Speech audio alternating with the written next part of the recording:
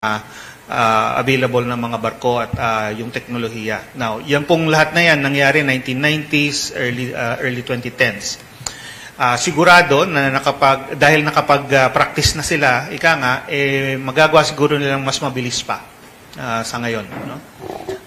Kaya yun po yung ating concern. No?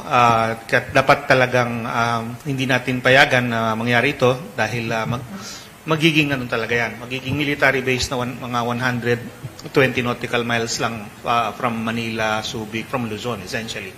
No? So hindi po talaga natin pwedeng tanggapin yun, yun po ay magiging serious threat sa ating security. Kay Professor J at kay Admiral Long po. Sabi nyo kanina, parang ito, deja vu na lang ito. Nakita na natin ito na nangyari nung nakaraan. Pero ang tanong po ng marami, ano yung tamang gawin para pigilan ito ng kagyat? Number one. Number two, masyado bang maaga para i-entertain yung pagsasampa siguro ng another arbitral case para pigilan yung China sa mga ganitong adventurism? Okay. Dagdagan ko lang yung tinapos ni Dr. J kanina. No? Pwede siguro nating check kung yung nag-ooperate sa Manila Bay are also part of the Chinese state-owned companies that were involved in the construction in dun sa Spratlys. No? So, ibig sabihin, nandito na sa lupa natin yung mga maaaring mag-dredge at mag-fill up doon sa Scarborough. So, from Manila Bay, mas malapit kaysa China. So, check ko ulit, pag-uwi ko, check ko, pero my speculation is sila rin yung involved dito sa activities sa Spratlys. Now, medyo kasi, umabot sa point na iniiwasan din natin magkaroon ng hidwaan dito eh. So, kakalibrate natin. So, kailangan natin yung minimum na ipakita na meron tayong ini-establish na red line. So, alam naman natin na nag-create na sila ng parang 30 nautical mile buffer doon around Scarborough Shoal at mahirap lang butasin. Okay? Over a period of time na perfect na nila yung buffer na yon. Okay. Ang pwede nating gawin offhand is pumagitna tayo between Scarborough at most likely manggagaling naman yung logistic support niyan from Hainan sa island province of Hainan. So one way is actually create a parang pseudo blockade between Hainan and Scarborough just to show the flag and also show yung intent natin that we will not allow yung further escalation of yung presence nila doon sa Panatag Shoal. So that is one way. There are other ways I think na pwede naman pag-isipan. Pwede ba nating i-invoke ang MDT to build up our forces dito sa Baho de Masinloc? Teka lang po. No, pangalawang tanong. Yung unang tanong po, yung dun sa pag-consider ng second na arbitration case. Sa ngayon po, pinag-aaralan po yun. Admittedly, dahil ang issue dito ay sovereignty, medyo malaki yung parang obstacle sa ngayon. Hindi basta-bastang dadala sa korte yung mga issue ng territorial sovereignty. Pero pinag-aaralan din po ng mga, alam ko yun natin at ng mga ahensya, kung ano pang ibang paraan para pwede silang madala sa isang tribunal. No? Related po to dun sa mga activities naman nila doon. Yung po sa question po ng MDT, sa ngayon po kasi yung choice muna ay nasa atin. No? Policy decision po yan. Kung i-consider natin itong latest na activities nila, yung pag-conduct ng marine scientific research, bilang isang act of aggression, no? Para po kasi sa ganung klaseng dito, yun po dapat yung ground, no? Para ma-invoke yung MDT kung mayroon pong tinatawag na armed attack, no? Or acts of aggression against the Philippines, no? Which is the basis for collective self-defense. Sa ngayon, dahil nga ang current situation ay pwede pang i-atras, pwede pang tanggalin yung mga istruktura doon. Parang hindi pa po timely para i-invoke ang MDT. No? In the sense na para gamitin at tanggalin by force yung mga istruktura na yon. Gayunpaman, yung MDT alalahanin natin ay isa lamang na instrumento at isang aspeto lamang ng ating security arrangements with other countries, no? Particularly with the US. Pero marami din tayong mga security arrangements with other partners like Japan, Australia, etc. Yung pong pwedeng gawin doon, mga options doon sa pamagitan ng mga ibang agreements and arrangements na yon, sa ngayon open pa naman, no? At makikita natin, base po siguro sa pakikitungo natin doon sa mga individual na mga partners na yon, kung anong pwedeng gawin through those security arrangements. Dagdagan ko lang yung sagot na how we can deter China in pushing for its illegal plan, no? Kung magre-reclaim man sila.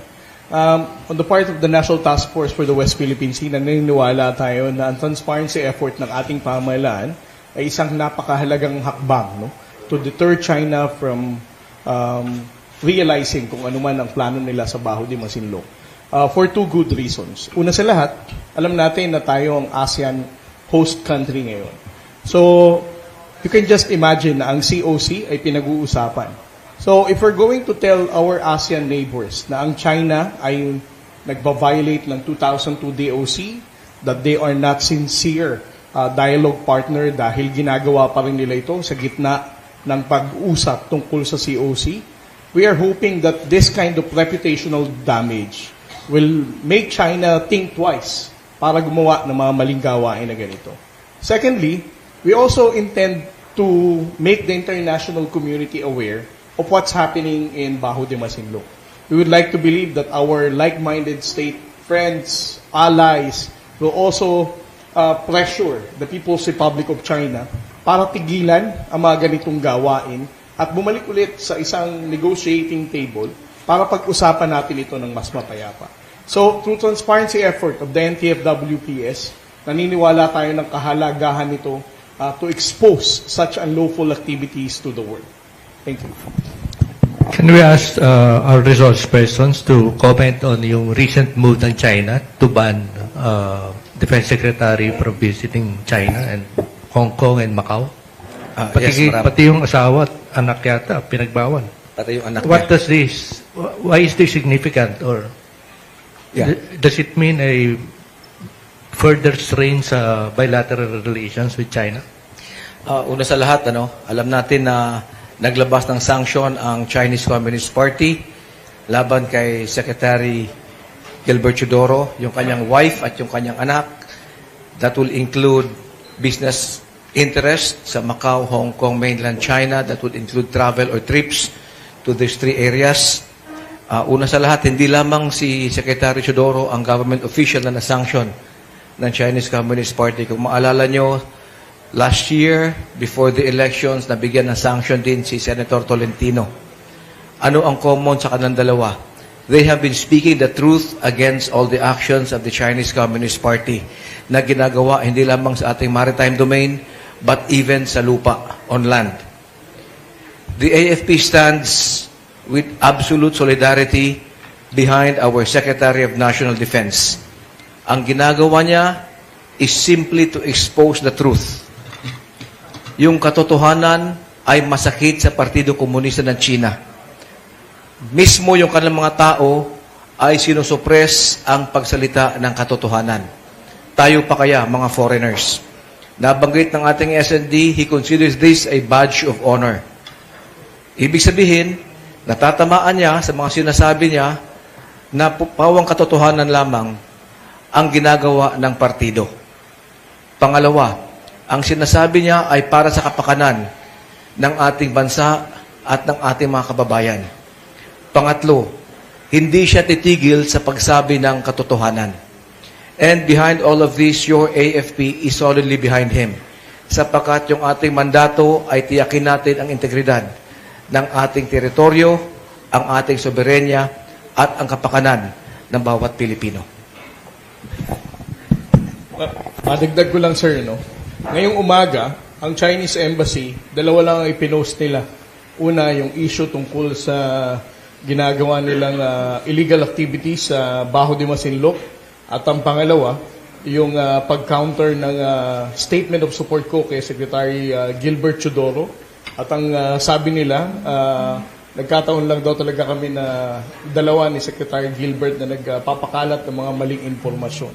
And the weird part of that is the Chinese embassy, dahil nakapollow ako sa kanila, dahil nakapollow din naman sila sa akin, na-realize ko, kahapon, when we celebrated our 128th independence, hindi tayo binati ng Chinese embassy. No?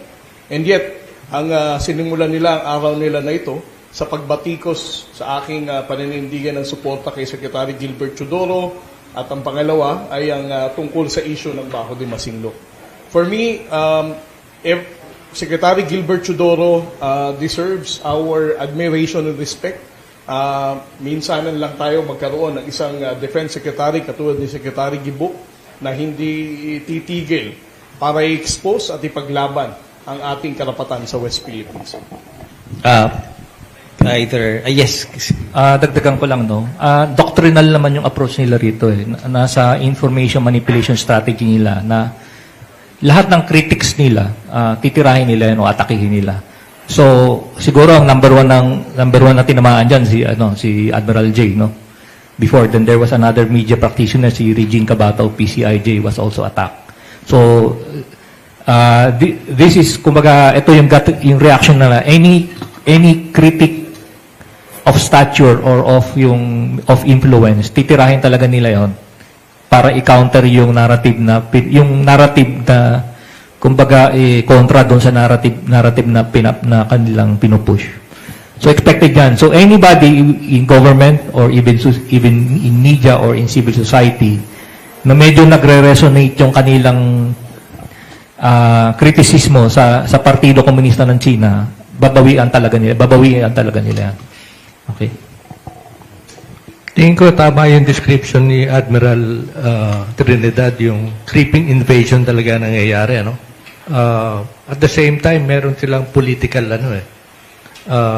offensive din, yung starting with yung pagban kay Secretary Chodoro.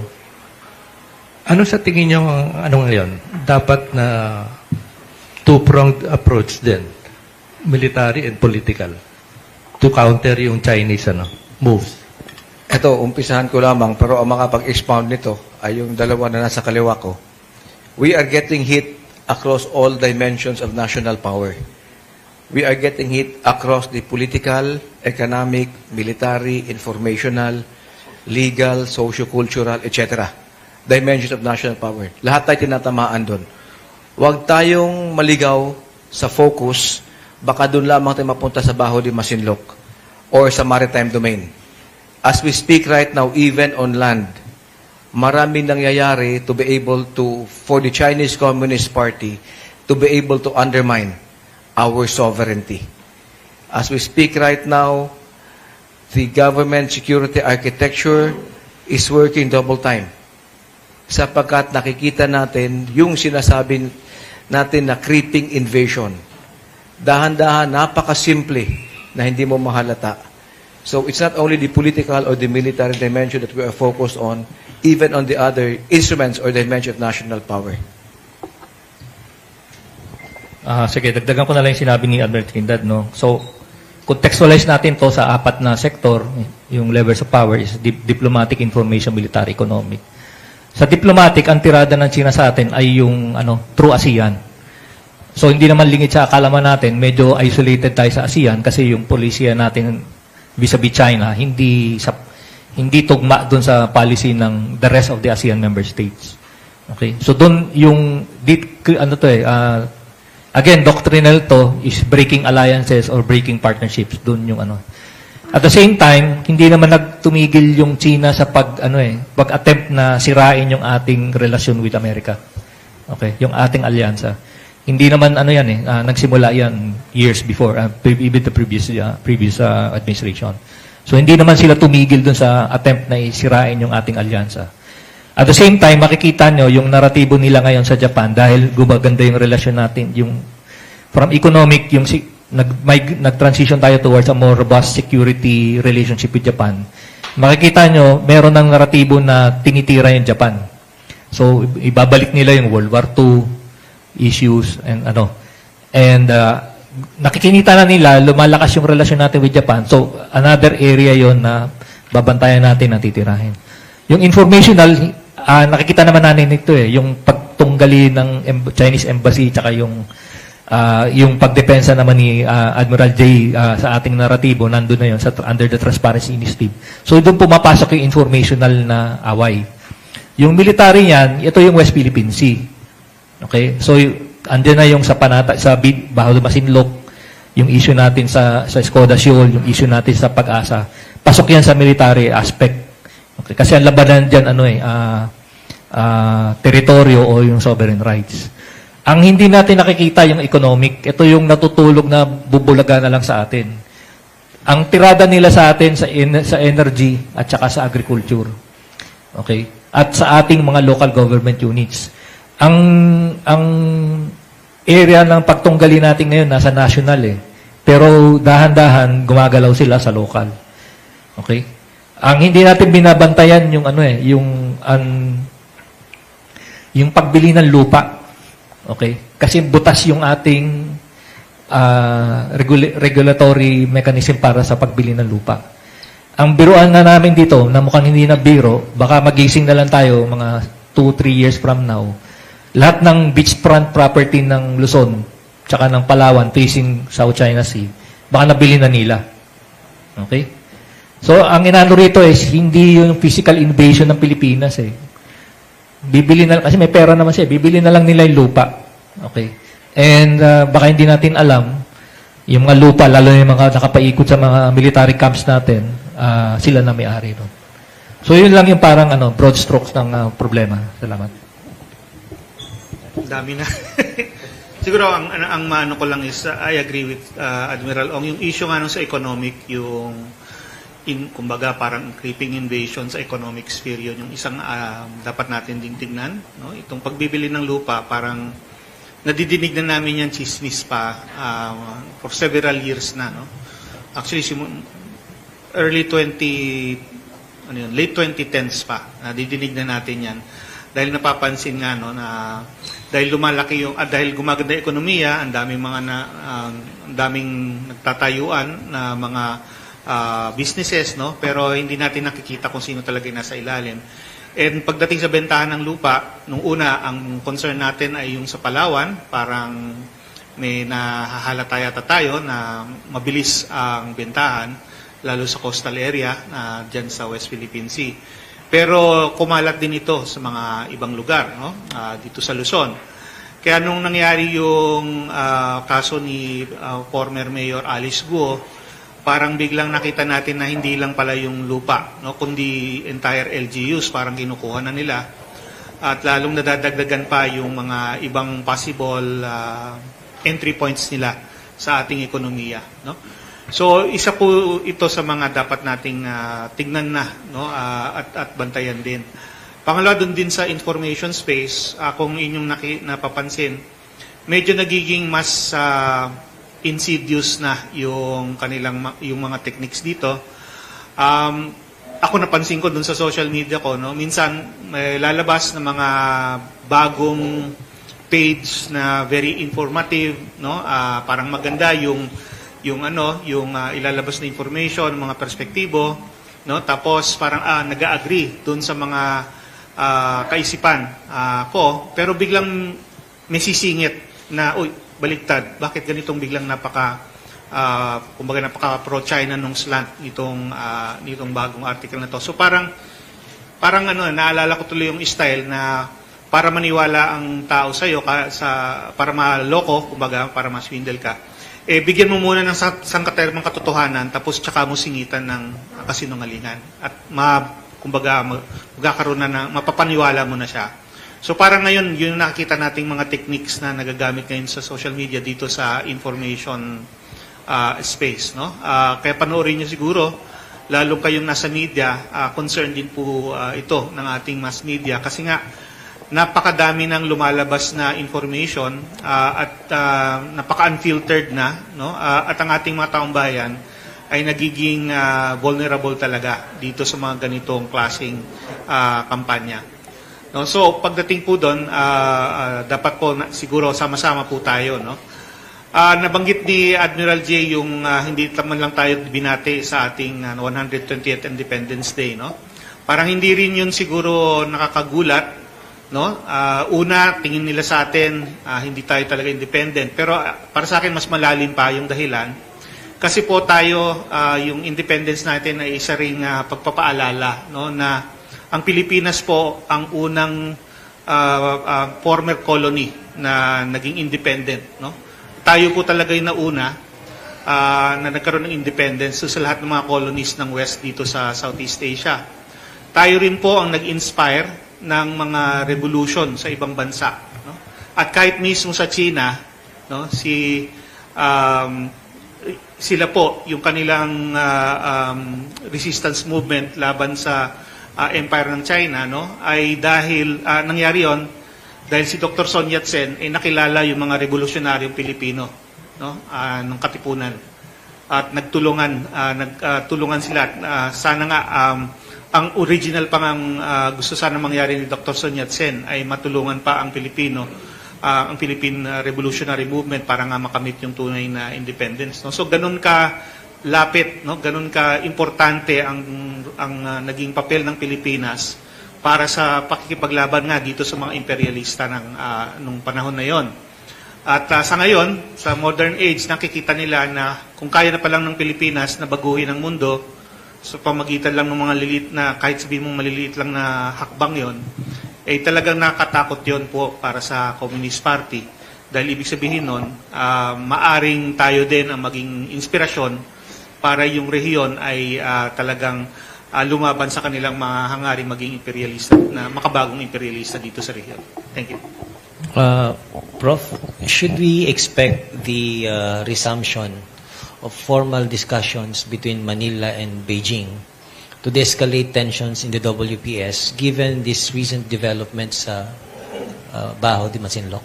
Siyempre po, ano yun, parang we can really expect that. After all, we are still trying to find yung diplomatic solution dito. Siguro ang kakaiba lang dapat ay hindi kagaya dati na kung nag-usap, maniniwala tayo agad sa kanilang sasabihin. Tapos, masisiyahan na tayo sa mga pangako lang. No? Dapat talaga negotiation between equals ito at kaliwaan kumbaga, no, ang mga usapan. I give you something, you give me something. Dapat tangible yon at concrete. Hindi yung aasa lang tayo sa pangako at mga paliwanag na kagaya ng dati nilang ginawa. No? Since 2017 yata, nagtayo ang both sides ng bilateral consultative mechanism na dapat tinetrash out yung mga issues between our two countries. Pero it would seem na walang tangible positive results para sa atin ng diplomacy dito. Ano yung dapat natin gawin para ma-strengthen yung position natin in the political and diplomatic sphere? Well, ito po yun, for many years, yung bilateral consultative mechanism, kahit nga mismo yung mga taong miyembro ng panel natin, alam ko, naglalabas din sila at one point ng sama ng loob na wala namang nangyayari sa mga usapin sa BCM. No? Especially pagdating dun sa issue nung sa Baho de Masinloc. No? May mga nakita po akong mga official correspondence, no? Na sinasabi ngayon. Siguro ang kailangan po natin ngayon ay yung BCM kasi ang nangyayari kasi yung BCM nagiging usapan lang na walang kumbaga hindi nababack up ng action at ng demonstration kumbaga ng intent, no? Dahil naghihiwalay at the time medyo magkahiwalay yung diplomasya doon sa defense at security, no? So ngayon siguro dapat pakita natin na pag pumasok tayo sa isang usapin sa BCM, ready talaga tayo to back up our words with actions. No? And hopefully, mas maganda ngayon ang coordination ng ating diplomacy at security policy. Naalala ko yung sinabi din ni dating Secretary Locsin na kung ano yung role ng armed forces at ang security sector sa diplomacy. Sila talaga yung nasa loob, no? Sila yung backup talaga. sa kung anong sinasabi natin sa diplomacy. So dapat ganun din sa ngayon, at mas mahalaga nga na makita nila yon sa ngayon dito sa napaka-critical na issue ng Bao de Masinloc. Kay Admiral Trinidad. Sir, yung isa sa pangako ng modernization ng AFP nung araw pa ay maging credible deterrent ito sa internal at saka external security ng bansa. Maaari niyo ba kaming bigyan ng pasulyap kung ano na ang kasalukuyang nangyayari, lalo na dun sa ongoing modernization ng AFP? And we understand, nandun na tayo sa dulo nung Horizon 3. Ano po ba yung mga ini-expect natin ng mga pagbabago for this year in terms dun sa ating mga hardware? Okay, una sa lahat, dapat maintindihan natin when we speak of modernization, it is the result of different factors. Number one is yung security picture ng ating bansa. For many years, pinag-uusapan natin dapat mag-modernize tayo. And yet, ang tutok natin ay sa internal security operations sapagkat yun naman talaga ang pangailangan noon. Secondly, yung leadership, yung political will ng ating leaders. So, pag itong dalawa ay nagtugma, then we would have the perfect storm or the ideal picture, so situation for modernization. Downtrend yung communist insurgency, yung ating secessionist movement, may political talks na, terrorism, almost wiped out.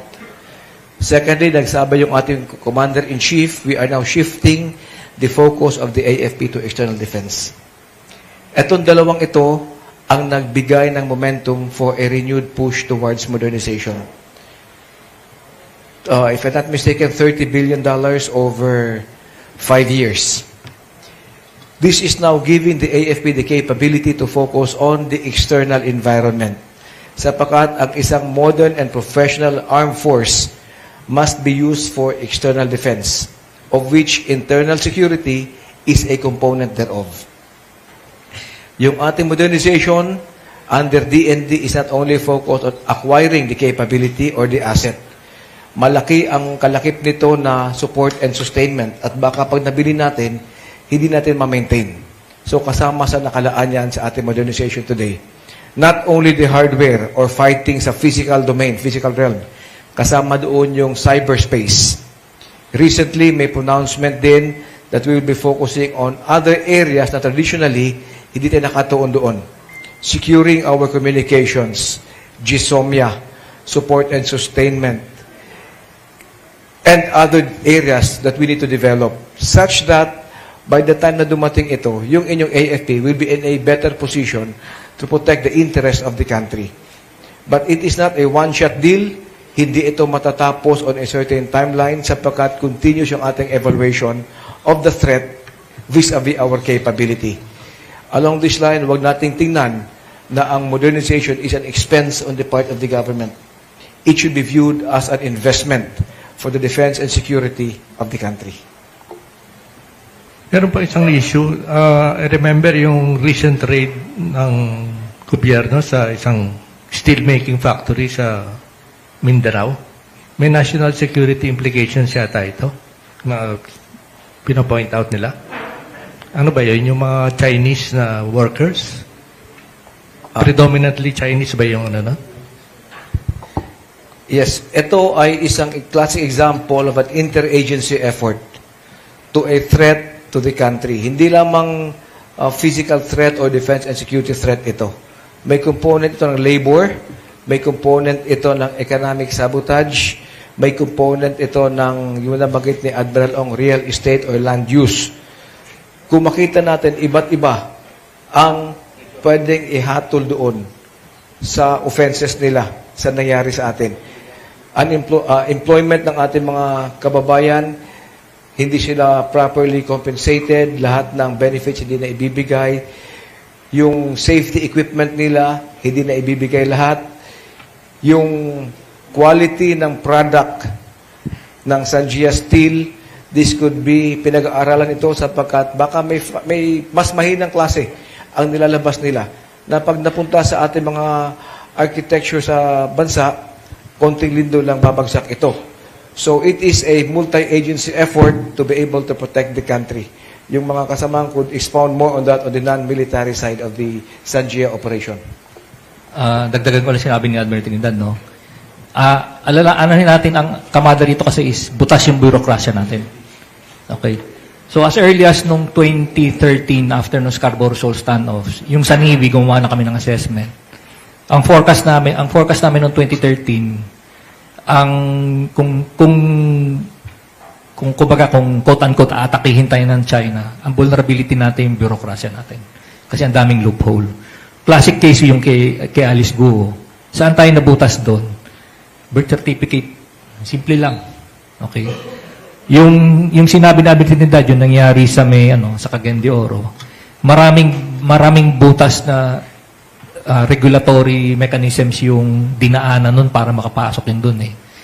Hindi siya technically illegal kasi nga permissive yung regulatory mechanism natin as far as those types of incidents are concerned. Pero yung immediate threat dito, ang titingnan natin is yung pag-placing nila ng activities nila, whether it is economic o whatever it is. Piniplacing nila katapat ng mga kampo natin, ng military camps. Okay. Yun yung kung titingnan nyo yung placement ng mga pogos, hindi yan lalayo sa mga military camps. Okay? Na pinaglagyan. Okay? Babalikan natin yung nangyari sa Subic Bay, yung ni-raid ng NBI, yung Grande Island. Naglagay sila ng parang tourist, quote-unquote tourist resort doon. Pero actually, it was designed to monitor traffic of Philippine Navy, Philippine Coast Guard, or US Navy vessels going to or going out of Subic Bay. So yung Grande Island, parang corridor yun eh. Nandun yung sa bunganga ng Subic Bay. Okay. So mga ganong issues, tumatawid yun sa security. From security, tumatawid sa economic tsaka sa business. Okay. Isa pang butas natin dito yung local government units. Kasi nga, na-devolve most functions ng national government has been devolved to the local government units. Doon yung isang areas na nakita nila na pwede silang gumalaw. Again, best case dito would be again yung kay Alice Guo. Salamat po. Kay Admiral Trinidad, dalawang tanong lang po, Admiral.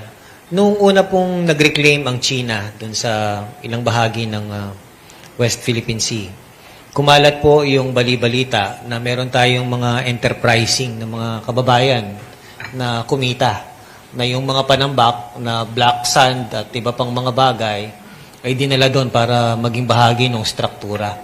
Ito po ba ay tinitignan ng kasalukuyang liderato ng AFP ngayon? At pwede ba natin categorically sabihin na hindi na natin ito papayagan? Number one. Number two, ano po ang update natin tungkol dun sa pinag-usapan natin na istorya ng espionage ng mga nakakaraan? May update po ba tayo dito?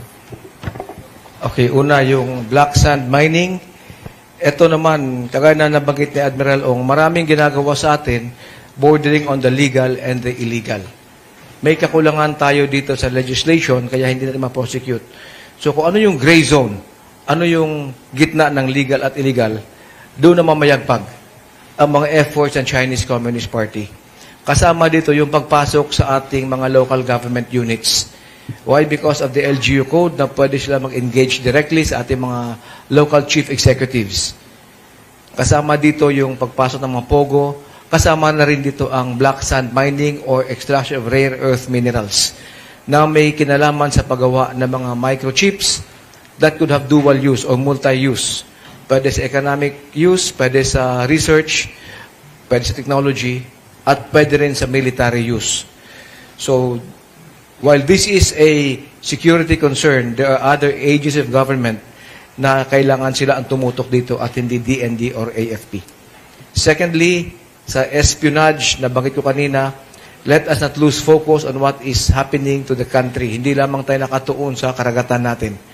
Because there is more happening on land. Kamakailan lamang nakita natin yung mga Chinese nationals allegedly involved in espionage. After that, yung mga Filipinos naman. Kung ako isang bansa na nais ko kayong isubvert or papasukin or makontrol, ang una kong gagawin is to gather information about how you operate, how you function as a country. And gathering information could be done through open sources. Generally, 90% of the information is available online. Deeper research would give you another 5 to 8%. Yung naiwan na maliit na 2%, ito ang kailangan ng iba't ibang paraan na hindi lutang, lubog ika nga, or through espionage. Kasama ito sa ginagawa sa atin. Hindi lamang sa nakita natin recently, monitoring of the egress and ingress, entrance and exit of Navy ships, Coast Guard ships, partner nation ships sa Ulugan Bay at sa Subic. Nakakuha sila ng foothold sa Chiquita Island and sa Grande Island. Nakita natin may nahuli tayong Chinese national with an IMSI catcher, with a LiDAR. Nakita natin nakakabit ng mga camera sa Palawan. May mga settlers dito, mga retirees nagsettle sa atin, 35 years old. May access, nakakuha ng fake na birth certificates. So all of this, if we start connecting the dots, makita natin ito ang ginagawa sa atin para magapi tayo. Espionage is only one aspect of how they would try to infiltrate us and to destroy us from within. Bago tayo umabot sa physical invasion, may mga invasion ang ginawa sa atin through subtle means. Kasama doon yung espionage. Sige, questions from media? Sige, come on.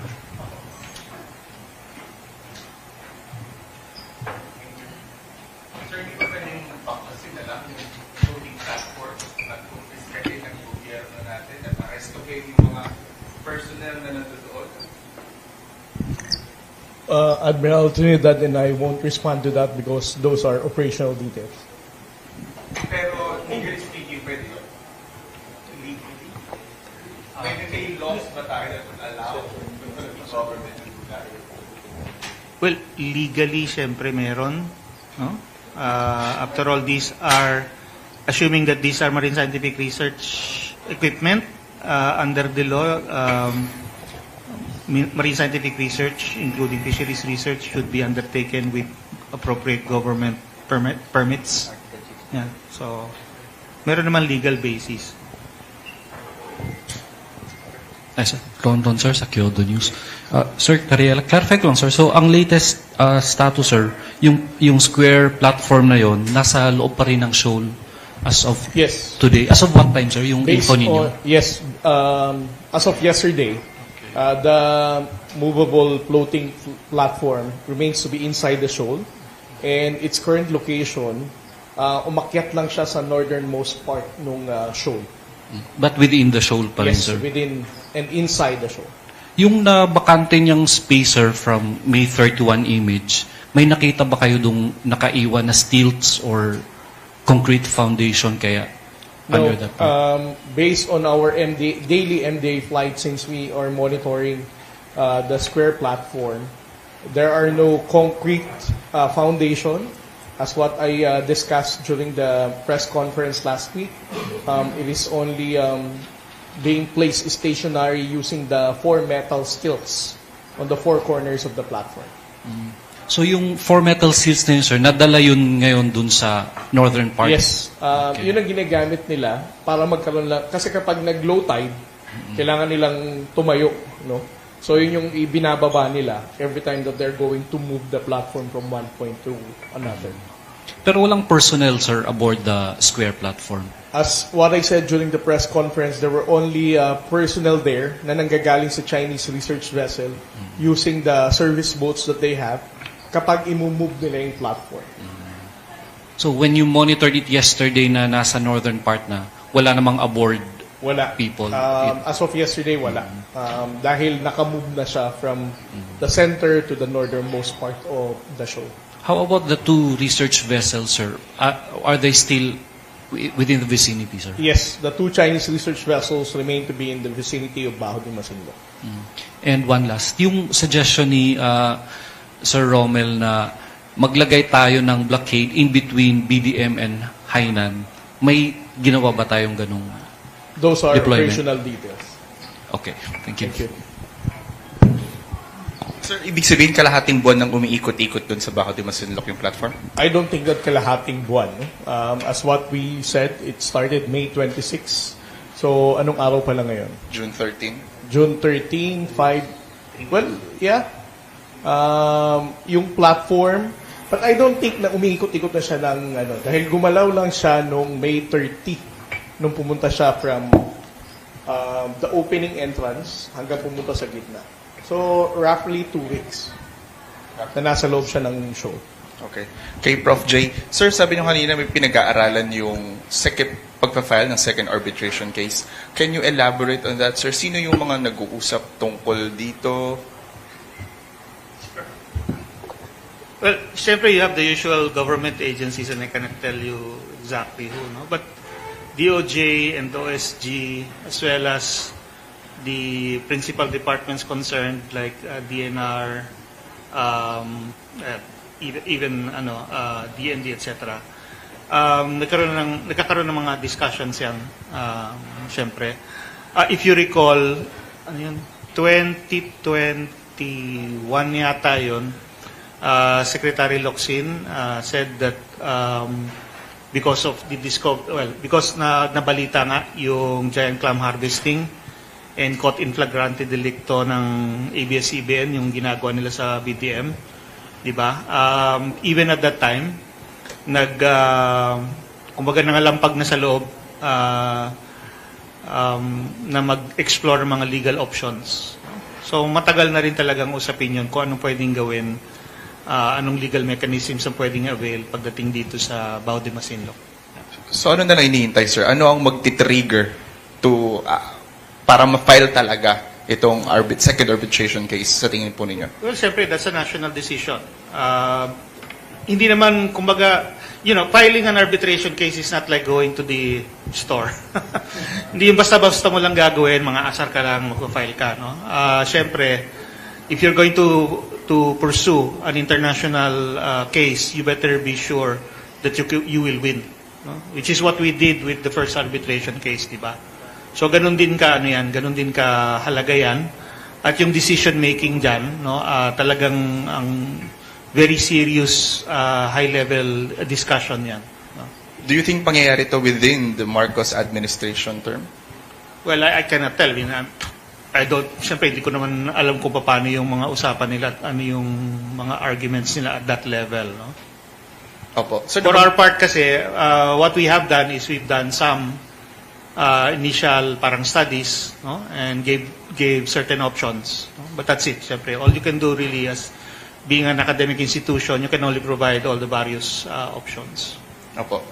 Kay Sir Trinidad. Sir, nabanggit kayo ni Prof. J na mabilis daw ang bentahan ng lupa sa coastal areas ng Palawan. May na-monitor din kayong ganong information? And is that cause of concern? Rest assured that the defense and security architecture of the country is working double time to ensure na yung sinasabi ko kanina na foothold na panghihimasok sa atin ng elements of the Chinese Communist Party ay hindi makapenetrate. So kasama ito sa binabantayan natin. That's as far as I could say for now. Thank you, sir. Sir, pwedeng mag-follow up kay Sir J. Batong Bakal. Sir, yung track na yon ng second case, PCA din yun, sir? There are many possible options. Yun lang masasabi ko. Thank you, sir. So, hindi lang limited sa PCA. Kay Rear Admiral Trinidad lang po. Question lang po dun sa espionage na nabanggit natin kanina. Are we monitoring na, kasi before ang lumalabas is nasa low-ranking levels or normal civilians yung nagiging parte nga ng sinasabing espionage. Right now, is it still the same? Nasa mababang levels pa rin ba? Or are they infiltrating even to higher positions of government? As we speak right now, the insider threat program is working. It has now been escalated to other government agencies, hindi lamang ito sa AFP or sa DND. We are in close coordination with the Philippine Coast Guard and other government agencies. Apart from that, I would like to say that it is working and malalaman nyo sa mga dati na araw kung ano yung mga success stories. The moment a case is considered closed, ibig sabihin may natuklasan tayo, napag-aralan lahat, nakausap ang mga tao, They are now under AFP control. Nilalabas naman natin yan para magsilbing warning at dagdag kaalaman sa ating mga kababayan na totoo nga yung threat ay nandyan. Hindi ito gawa-gawa, hindi ito haka-haka, hindi ito puro kwento lang. Ito ay mga totoong operations na ginawa ng ating gobyerno. Hindi lamang ito AFP or DND, but it's a multi-agency effort to protect us from espionage. Related to that, I recall na may mga nahuling suspected Chinese spies. Would we know kung ano yung status ng cases against them? Yung isa, si Deng, yung may hawak na LiDAR, a case was filed against him in one of the courts sa Makati. I have to check on the latest on that. But ang nakita nating trend dito, ang unang salvo ng mga nakuha natin ay mga Chinese nationals. Ang next na salvo natin ay mga Filipinos. And according to one of those Filipinos, kaya yun ang nangyari sapagkat yung mga handlers nila na nangagaling sa abroad ay natatakot pumunta sa atin. Kasi nga, nag-increase tayo ng ating awareness sa pagbabantay sa espionage. That is one positive indicator that we must be doing the right thing. Yung Insider Threat Program is working at sila mismo ay kinakabahan to set foot on our country. Parang ang embassy yata flatly denied any espionage activities. Tapos, nag-respond din sila, hinuli nila yung mga tatlong, Filipinos na scholars Yes, on alleged espionage activities sa China. we don't expect them to admit that they are conducting espionage in country. Pangalawa, yung balik nila sa atin, may reported na 3 Filipinos na taga Palawan na bunga naman ng exchange program nila sa pag-aaral na reportedly kinasuhan nila ng espionage din. So, binawian din tayo along that line. Siguro dagdagan lang, compare and contrast natin yung reaction ng Chinese Embassy dun sa nahuli, dun sa may LiDAR, versus yung hinuli dito sa Cagayan de Oro. Nagreklamo sila dun sa Cagayan de Oro, hindi sila nagreklamo dun sa involved sa surveillance using LiDAR. So that already gives you the idea no yung approach doon. So ibig sabihin, most likely, talagang ang mga spies yung nahuli nung before. Dahil hindi sila nag-react which is normal naman yan. Normally you deny this type of activities. So yung doctrinal approach to intelligence operation kasi, yung nahuli na insider threat na low ranking na sinabi nyo, are designed to gather information within the agencies na target nila. In this case, yung mga nahuli, nasa Navy nahuli yun there are also yung mga Chinese nationals, they were being used for physical surveillance. Okay? So, ang target ng Chinese nationals are actually facilities or activities. Ang hindi napag-uusapan is yung agent of influence. These are high-ranking, most likely high-ranking Filipinos na they're not giving information. It's yung stature nila that is yung being leveraged to support yung objectives ng Partido Komunista ng China. So, merong ranking yung niyan. Yung type of activities and yung type of agent na ginagamit yan.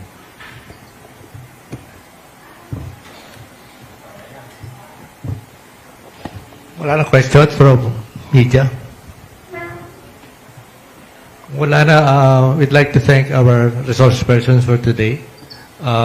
Rear Admiral Roy Vincent Trinidad,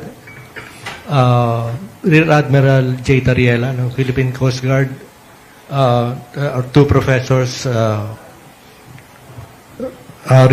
retired Rear Admiral Romel Ong at si J. Batumbakal ng UP Institute of Maritime Affairs.